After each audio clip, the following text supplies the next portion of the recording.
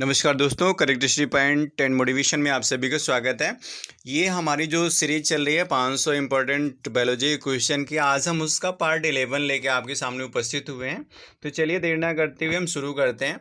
देखिए, first question जो हमारा है, निम्नलिखित में से कौन सा कृत्रिम पारिस्थितिक तंत्र है। तो कृत्रिम पारिस्थितिक तंत्र मतलब ऐसा पारिस्थितिक तंत्र जिसका निर्माण मनुष्य स्वयं करता हो। तो हम धान के खेत का निर्माण कर सकते हैं। बाकी वन और घास का मैदान, झील, ये सारी चीज़ें जो हैं ये नेचुरल होती हैं। और जैसे जंगल उंगल था ना पहले, अब तो मान लो कि आपने पेड़ लगा दिया तो उसको हम जंगल नहीं कह सकते हैं, लेकिन बहुत बड़े बड़े जंगल हुआ करते थे, काफ़ी दूर में फैले हुआ करते थे। तो ये सब नेचुरली होता था।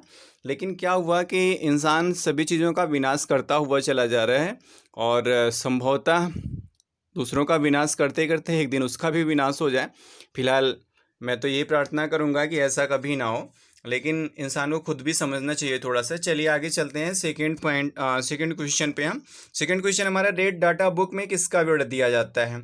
तो किसका विवरण दिया जाता है मतलब जो जीव संकटापन्न, चाहे पौधे हों या जीव हों, उन्हीं का विवरण रहता है। जो संकटग्रस्त हैं, संकट में हैं, कि ऐसा है कि जैसे वो विलुप्त होने के कगार पे हों, खत्म होने के कगार पे हों, है ना। आगे तीसरा क्वेश्चन, रेड डाटा बुक उन जातियों के बारे में जानकारी देता है जो, फिर वही क्वेश्चन देखिए थोड़ा सा पलट के, संकटापन्न हो। आगे चलते हैं चौथे क्वेश्चन पे। चौथा क्वेश्चन हमारा कह रहा है, इनमें से कौन सा जैव विविधता के लिए खतरा है। तो जैव विविधता के लिए जो खतरा है वो है प्राकृतिक आवासों और वनस्पतियों का विनाश तथा झूम खेती। मैंने बताया ना कि प्राकृतिक आवास जैसे जंगलों का, वनों का विनाश हम लोग कर रहे हैं, तो ये जैव विविधता के लिए खतरा उत्पन्न होगा। और फिर क्या होगा भाई, जंगली जीव जो जंगल में रहते हैं, जब वो जंगल नहीं पाएंगे तो आके हम ही लोगों के बीच में रहेंगे, हम लोगों के बीच में रहेंगे तो फिर क्या होगा, हमारे आपके लिए ही खतरा उत्पन्न होगा।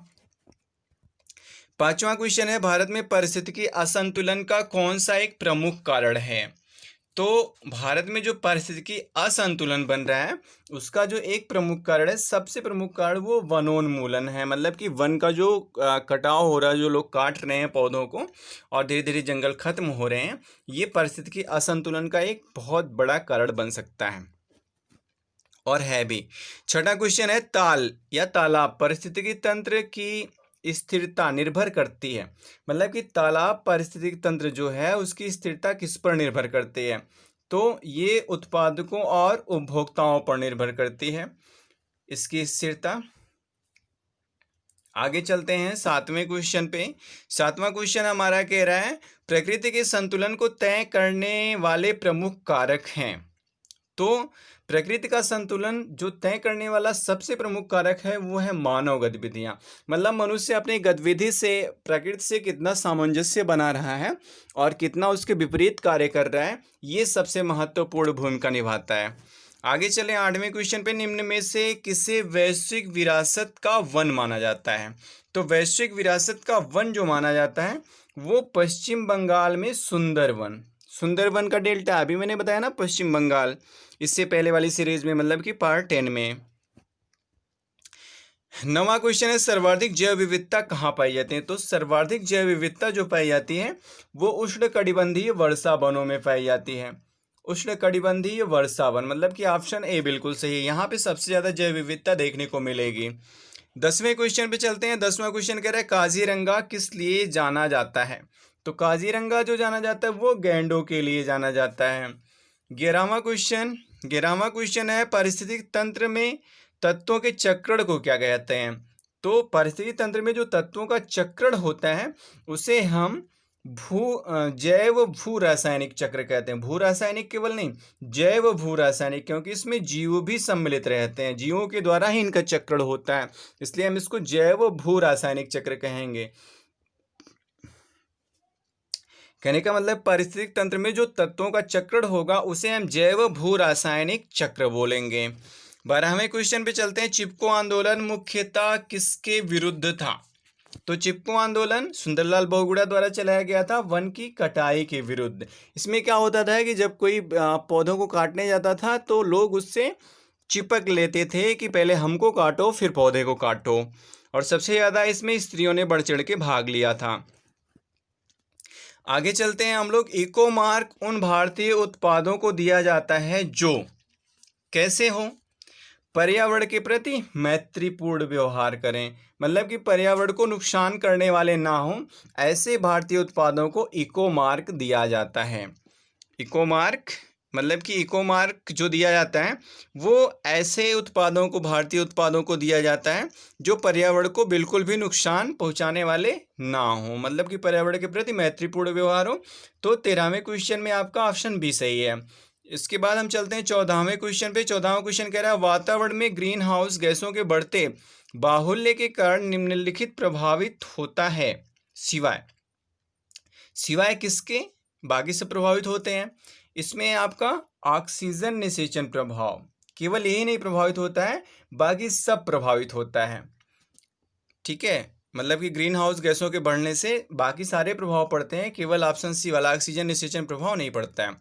15वां क्वेश्चन है आपका ओजोन इतनी सांद्रता पर गंभीर फुफ्फुसीय शोथ उत्पन्न करके मानव स्वास्थ्य को प्रभावित करता है, मतलब कि मानव स्वास्थ्य को प्रभावित कर फुफ्फुसीय शोथ एक रोग होता है, इसको उत्पन्न करता है कब, जब वातावरण में ओजोन की सांद्रता हो जाती है कितनी, 9 ppm। ppm का फुल फॉर्म होता है पार्ट पर मिलियन। ठीक है, जब 9 ppm की सांद्रता हो जाएगी ओजोन की, तब ये फुफ्फुसीय शोथ उत्पन्न करेगा इंसानों में और मानव के स्वास्थ्य को प्रभावित करेगा, मतलब कि 15वां में आपका ऑप्शन सी सही है। चलिए 16वें क्वेश्चन की बात करते हैं। 16वां क्वेश्चन कह रहा है विश्व का सबसे अधिक तेजी से बढ़ने वाला जल पादप है। तो सबसे अधिक तेजी से बढ़ने वाला जल पादप ये है जलीय हाइकैंथ। इसको हिंदी में लिखा गया है हायसिंथ, इंग्लिश में पढ़ेंगे तो हाइकैंथ बोलते हैं, HYCANTH। 17वां क्वेश्चन निम्नलिखित में से किस कार्य से पारिस्थितिक संतुलन बिगड़ता है, किस कार्य से पारिस्थितिक संतुलन बिगड़ेगा भैया, लकड़ी काटने से।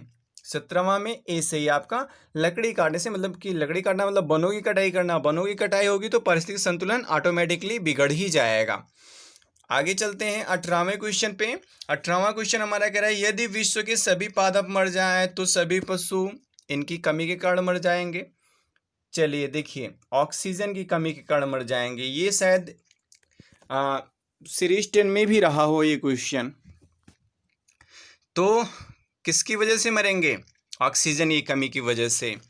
19 नंबर एक क्वेश्चन को देखते हैं। जब पादप विविधता को प्राकृतिक आवास में संरक्षित किया जाता है तो इस संरक्षण को कहते हैं, मतलब कि पादप विविधता को, प्लांट डाइवर्सिटी को एक नेचुरल हैबिटाट में कंजर्वेट किया जाता है तो इसे हम क्या कहते हैं, तो इसे हम स्वस्थाने कहते हैं, मतलब कि जहाँ पे ये है वहीं पे इसको संरक्षित कर दिया जाए इसके प्राकृतिक वातावरण में।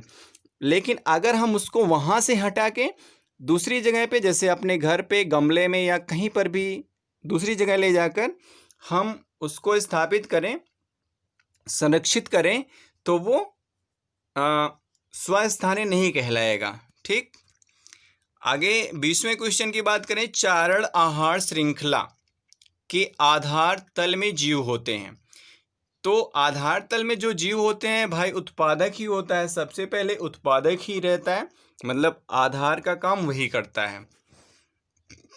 21 नंबर का क्वेश्चन कह रहा है पर्यावरणीय आयोजन के साथ मूलतः संबंधित संगठन। यहाँ पे देखिए टाइपिंग मिस काफ़ी हो गया है तो थोड़ा सा सॉरी बोलना चाहूँगा आप लोगों से। तो यहाँ पे नीरी NEERI ये मिस हुआ है, नीरी ये पर्यावरणीय आयोजन के साथ संबंधित रहने वाला संगठन है। 22वां क्वेश्चन है मैंग्रोव वनों पर वैश्विक तापन का क्या प्रभाव होगा। तो मैंग्रोव वन जो हैं वो अगर वैश्विक तापन हुआ तो ये विशाल क्षेत्र जलमग्न हो जाएंगे, मतलब इनका जो विशालतम क्षेत्र है वो जलमग्न हो जाएगा, क्योंकि वैश्विक तापन का मतलब है ग्लोबल वार्मिंग की वजह से जब टेम्परेचर बढ़ेगा तो टेम्परेचर बढ़ने से ग्लेशियर पर जो मतलब कि जो बर्फ़ जमे हुए हैं वो पिघलेंगे, और पिघलेंगे तो जाहिर सी बात है कि जल की मात्रा जो है वो बढ़ेगी, और बढ़ेगी तो ये जलमग्न हो जाएंगे। 23 नंबर का क्वेश्चन कह रहा है भारत में धारणीय विकास के रूप से विद्युत उत्पाद का सबसे अच्छा स्रोत कौन सा है।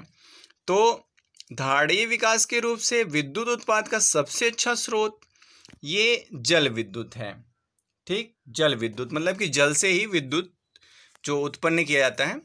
आगे चलते हैं 24वें नंबर के क्वेश्चन पे। 24वां नंबर कह रहा है धारणीय विकास जिसके उपयोग के संदर्भ में अंतर पीढ़ीगत संवेदनशीलता का विषय है। धारणीय विकास जिनके उपयोग के संदर्भ में अंतर पीढ़ीगत संवेदनशीलता का विषय है। क्या है संवेदनशीलता का विषय? प्राकृतिक संसाधन। मतलब जैसे हम प्राकृतिक संसाधनों का दोहन कर रहे हैं तो कभी ना कभी हमको जोखिम उठाना पड़ेगा। मतलब कि प्राकृतिक संसाधन कभी ना कभी हो सकता है कि हमें अवेलेबल ना हो। तो ऐसी कंडीशन में क्या होगा? ऐसी कंडीशन में फिर हमको जब वो संसाधन उपलब्ध नहीं होंगे तो हम धीरे धीरे क्या होगा, पीछे होते चले जाएंगे। इसलिए प्राकृतिक संसाधनों का दोहन कम से कम करना चाहिए। 25वां नंबर है। 25वां नंबर कह रहा है दो भिन्न समुदायों के बीच का संक्रांति क्षेत्र कहलाता है। दो भिन्न समुदायों के बीच का संक्रांति क्षेत्र, देखिए दो अलग अलग समुदायों के बीच का जो संक्रांति क्षेत्र होता है उसे हम इकोटोन बोलते हैं। मतलब कि यहाँ पे आपका ऑप्शन डी सही है। 26 नंबर का क्वेश्चन कह रहा है एक मनुष्य के जीवन को पूर्ण रूप से धारणीय करने के लिए आवश्यक न्यूनतम भूमि को कहा जाता है। तो जीव जात कहा जाता है उसको। 27 नंबर का क्वेश्चन कह रहा है कि निम्न में से कौन एक प्रवाल विरंजन का सबसे अधिक प्रभावी कारक है। तो सबसे अधिक प्रभावी कारक जो प्रवाल विरंजन का है, मतलब कि प्रवाल भित्ति का नाम शायद आपने सुना हो, तो ये जो प्रवाल विरंजन का सबसे अधिक प्रभावी कारक है वो है सागरीय जल के सामान्य तापमान में वृद्धि। 28वें क्वेश्चन पे चलते हैं। 28वां क्वेश्चन कह रहा है अपने ही वातावरण में एक जैव समुदाय जैसे तालाब, वन, महासागर, यहाँ तक कि एक जलजीवशाला भी उसको क्या कहा जाएगा। मतलब कि क्या कहा जा सकता है। तो इन सब का अपना एक पारिस्थितिक तंत्र होता है, उन्हें पारिस्थितिक तंत्र कहा जाएगा। चाहे वो जलजीवशाला हो, चाहे महासागर हो, चाहे तालाब हो, चाहे वन हो, सबका अपना अपना अलग अलग पारिस्थितिक तंत्र होता है। 29 नंबर का क्वेश्चन कह रहा है निम्नलिखित में से कौन सी हरित गृह गैस नहीं है, जिसे ग्रीन हाउस गैस बोला जाता है, कौन सी नहीं है। तो इसमें नाइट्रोजन नहीं है। ये जो बाकी जो तीनों गैसें हैं ना, ये ग्रीन हाउस गैसेस हैं। 30 नंबर का क्वेश्चन निम्नलिखित में से कौन पारिस्थितिक तंत्र के विषय में सही नहीं है। कौन सही नहीं है? यही नहीं सही है, यह एक बंद तंत्र होता है, ये बिल्कुल सही नहीं है। बाकी तो सही है। मान लो यह जैविक और अजैविक दो घटकों से मिलकर बना होता है। इसमें अपनी स्वयं की उत्पादकता होती है, भाई उत्पादक होते ही हैं, और इनमें से कोई नहीं है, तो बिल्कुल ही गलत है। तो यह एक बंद तंत्र होता है, यही इसमें करेक्ट ऑप्शन है आपका। 31 नंबर का क्वेश्चन कह रहा है खाद्य श्रृंखला में मानव है। तो खाद्य श्रृंखला में मानव प्राथमिक एवं द्वितीयक उपभोक्ता है। प्राथमिक उपभोक्ता भी है, जैसे साग वाग खाते हैं। इसके बाद फिर द्वितीयक उपभोक्ता भी है, क्योंकि छोटे छोटे जीवों को भी खाने का काम करता है जो साग खाते हैं। 32 नंबर का क्वेश्चन कह रहा है निम्नलिखित में से कौन आहार श्रृंखला का निर्माण करते हैं। देखिए आहार श्रृंखला का निर्माण कौन करेगा? घास, बकरी। मानव घास को बकरी खाएगी, बकरी को मनुष्य खा गया। लेकिन घास, गेहूं, आम तो बिल्कुल नहीं। ना तो घास गेहूं को खाएगा, ना गेहूं आम को खाएगा। ऐसे ही बकरी, गाय, हाथी, यहाँ पे भी नहीं कॉम्बिनेशन है, क्योंकि सब शाकाहारी हैं। घास, मछली एवं बकरी, ये भी नहीं पॉसिबल है। ठीक है, तो घास, बकरी और मानव। आगे चलें। 33 नंबर का क्वेश्चन पारिस्थितिकी विज्ञान केंद्र कहाँ स्थित है। तो पारिस्थितिकी विज्ञान केंद्र जो स्थित है वो बेंगलुरु में स्थित है। इसमें ऑप्शन डी आपका सही है। 34 नंबर के क्वेश्चन की बात करें तो विश्व पर्यावरण दिवस किस दिन मनाया जाता है। ये तो सभी को पता होगा कि विश्व पर्यावरण दिवस जो मनाया जाता है वो 5 जून को मनाया जाता है। 5 जून, मतलब कि इसमें ऑप्शन सी सही रहेगा आपका। 5 जून को विश्व पर्यावरण दिवस मनाया जाता है। 35 नंबर के क्वेश्चन की बात करें प्रथम विश्व पर्यावरण दिवस किस वर्ष मनाया गया था। तो प्रथम विश्व पर्यावरण दिवस 1973 को मनाया गया था। मतलब 35वें क्वेश्चन में ऑप्शन सी सही है। आगे 36 नंबर का क्वेश्चन देखते हैं निम्नलिखित में से कौन सा जीव समूह आहार श्रृंखला बनाता है। देखिए फिर आहार श्रृंखला की बात की जाए, फिर वही घास, बकरी, मानव ही सही होगा, क्योंकि बाकी किसी का कॉम्बिनेशन बन नहीं रहा है। ये एक सीरीज में है, घास को बकरी, बकरी को मानव, फिर घास को मानव और मानव को मछली, तो ऐसा तो हो नहीं सकता है। पेड़ पेड़ काटने वाला यूं बाघ, ऐसा भी नहीं हो सकता है। बकरी गाय मानव, ये भी नहीं हो सकता है। ना तो बकरी को गाय खाएगी और मान लो कि मानव तो खा ही सकता है। 37 नंबर के क्वेश्चन की बात करें, 37 नंबर कह रहा है हमारा वायु प्रदूषकों का विश्वसनीय संकेतक है। वायु प्रदूषकों का विश्वसनीय संकेतक कौन है? लाइकेन तथा मास प्लांट होते हैं। 38 नंबर का क्वेश्चन कह रहा है कार्बन मोनोऑक्साइड एक प्रदूषक है।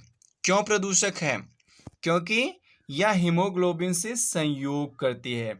जैसे ऑक्सीजन हीमोग्लोबिन से संयोग करती है और ऑक्सी हीमोग्लोबिन बनाती है, ऐसे ही कार्बन मोनोऑक्साइड भी हीमोग्लोबिन से संयोग करता है और विषाक्त पदार्थ बनाता है और दूषित कर देता है, इसीलिए इसको प्रदूषक कहा गया।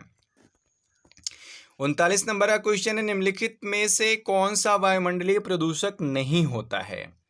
तो वायुमंडलीय प्रदूषक नहीं होता है, तो जब नहीं होने की बात की जा रही है तो कार्बन डाइऑक्साइड कह सकते हैं। भाई कार्बन मोनोऑक्साइड भी है, सल्फर डाइऑक्साइड भी है, हाइड्रोकार्बन ही है। तो कार्बन डाइऑक्साइड को यहाँ पे ऑप्शन पे डिपेंड कर रहा है। कार्बन डाइऑक्साइड वायुमंडलीय प्रदूषक नहीं है क्योंकि पौधे इसको एब्जॉर्ब करते हैं ना। 40 नंबर के क्वेश्चन की बात करें, कौन सी गैस पृथ्वी पर हरित गृह प्रभाव में सर्वाधिक योगदान करती है, मतलब ग्रीन हाउस इफेक्ट में? तो सबसे ज़्यादा ये कार्बन डाइऑक्साइड जो होता है ये सबसे ज़्यादा ग्रीन हाउस इफेक्ट में योगदान देती है। आगे चलें 41 नंबर के क्वेश्चन पे, मेट्रोपॉलिटन नगरों में प्रदूषण का प्रमुख स्रोत है। मेट्रोपॉलिटन सिटीज़ जो हैं उसमें प्रदूषण का मुख्य स्रोत जो है वो स्वचालित वाहन, मतलब कि जो वाहनों का चालन होता है उसी वजह से ज़्यादा प्रदूषण होता है। बहुत सारे वाहन आप देखते भी होंगे शहरों में। आगे 42 नंबर का क्वेश्चन कह रहा है निम्नलिखित में से कौन सा जैव निम्नीकरणीय? जैव निम्नीकरणीय से हमारा मतलब है कि ऐसा कोई मटेरियल जिसे जीव अपघटित कर सकें या जिसका अपघटन जीवों के द्वारा हो सके, वो जैव निम्नीकरणीय कहलाएगा। तो इसमें जो जैव निम्नीकरणीय है वो होगा आपका रबड़, क्योंकि ना तो प्लास्टिक का अपघटन कर पाएंगे, ना पॉलीथीन का, ना पारे का, तो रबर का तो करते हैं। आगे चलें 43 नंबर के क्वेश्चन पे, निम्न प्रदूषकों में कौन जैव विघटित है? निम्न प्रदूषकों में कौन जैव विघटित है? तो जैव विघटित जो है वो वहितमल है। बाकी आपका जैव विघटित नहीं होगा, ना पारा होगा, ना प्लास्टिक होगा, ना एस्बेस्टस होगा, इन सब का जैविक विघटन नहीं हो सकता है। 44 नंबर के क्वेश्चन पे चलें, निम्नलिखित में से किस वायु प्रदूषक के कारण मनुष्य में तंत्रिका तंत्र संबंधी रोग पैदा होता है? तो मनुष्य में जो तंत्रिका तंत्र संबंधी रोग उत्पन्न होता है वो सीसा की वजह से होता है, जिसे हम लेड कहते हैं। जैसे कभी कभी बहुत जगह आप अगर वाटर चेक कराएंगे, नल का पानी चेक कराएंगे, तो वहाँ पे आपका जो है बहुत से तत्वों का कंपोजिशन मिलेगा। उसमें कभी कैडमियम दिखेगा, लेड भी दिखेगा, आपका मरकरी भी मिलेगा। तो जब शीशे की मात्रा ज़्यादा हो जाएगी तो ये तंत्रिका तंत्र संबंधी रोग उत्पन्न करेगा। 45 नंबर का क्वेश्चन कह रहा है निम्नलिखित में से कौन सा वायु प्रदूषक मनुष्य में रक्तदाब को बढ़ा देता है तथा हृदय संबंधी रोग पैदा करता है? तो ये आपका है कैडमियम। कैडमियम क्या करेगा कि रक्तदाब, ब्लड प्रेशर बढ़ा देगा, जिसे कहते हैं बीपी बढ़ा देगा और हृदय संबंधी रोग उत्पन्न करेगा। अगर कैडमियम की अधिकता आपके शरीर में, आपके ब्लड में हो गई तो ये कंडीशन आपके साथ हो सकती है, आपके ही नहीं बल्कि किसी के भी साथ हो सकती है। 46 नंबर का क्वेश्चन, लोहे की खानों में काम करने वाले मजदूरों में लौह सक्रियत्मकता रोग होने का कारण? तो लोहे की खान में जो काम करते हैं इसमें सिलिका की वजह से ये लौह सक्रियत्मकता रोग उत्पन्न हो जाता है। 47 नंबर का क्वेश्चन कह रहा है वायुमंडल में कार्बन डाइऑक्साइड का निर्माण मुख्यतः हुआ है।